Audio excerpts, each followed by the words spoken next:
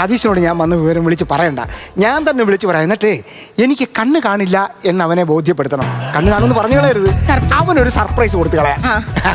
അപ്പൊ എനിക്ക് ഈ കാഴ്ച കിട്ടിയ സ്ഥിതിക്ക് നമുക്കൊന്നുകൂടെ കല്യാണം കഴിച്ചാലോ?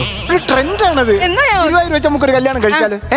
ഈ സന്തോഷത്തിന് നിന്നെ ഞാൻ കെട്ടിപ്പിടിച്ചിടും മാറട്ടെ. അത് സ്ക്രിപ്റ്റിൽ ഇല്ലല്ലോ. മുംബൈ വാഹന അപകടത്തിൽ കുട്ടൻ കൊല്ലപ്പെട്ടു.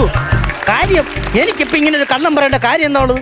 അവിടെ നിന്നുള്ള മലയാളി അസോസിയേഷൻ ആൾക്കാർ കുട്ടൻ്റെ ചടങ്ങുകൾക്ക് വേണ്ടിയുള്ള സാധനങ്ങൾ വരെ എൻ്റെ തന്നു വിട്ടിട്ടുണ്ട്. ഇന്ന് തന്നെ നമുക്കിതൊരു ആഘോഷമാക്കണം, ചടങ്ങുകളൊക്കെ നടത്തണം. എന്നിട്ട് നാളെ തന്നെ രാജിനെ കല്യാണം കഴിപ്പിക്കണം.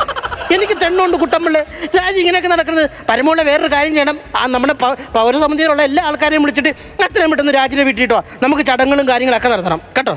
എടി രാജിയേ, അങ്ങ് വന്നേ.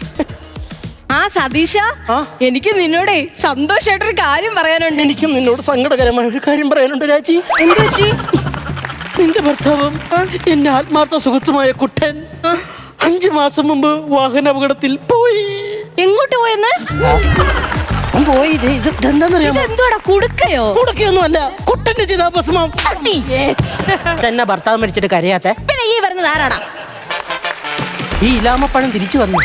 ഇനി ഇതിന്ന് ഇറങ്ങി ജീവൻ വെച്ച് വന്നാണോ? സതീശൻ വന്നോടാ. എങ്ങനെ മനസ്സിലായി?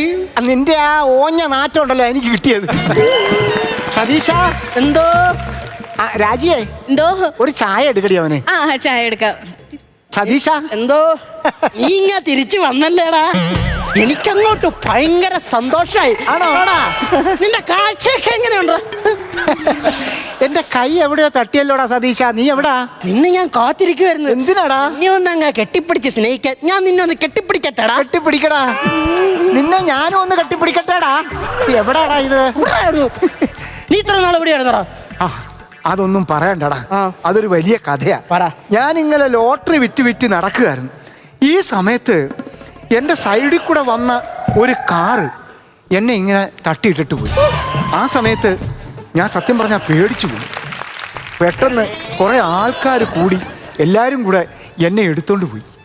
എടുത്ത് അവിടെ കൊണ്ടുപോയി ഹോസ്പിറ്റലിൽ കൊണ്ടുപോയി ട്രീറ്റ് ചെയ്ത് അവസാനം അവർ എൻ്റെ കണ്ണോപ്പറേഷൻ ചെയ്യാമെന്ന് പറഞ്ഞു.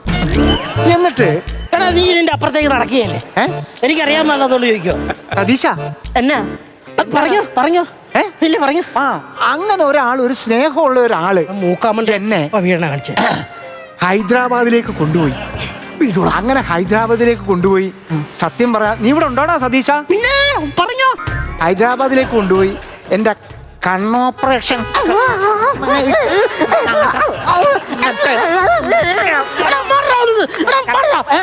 സതീശ, സതീശന്റെ ഉച്ചി നിനക്ക് കണ്ണ് കാണാൻ പാടില്ലടാ.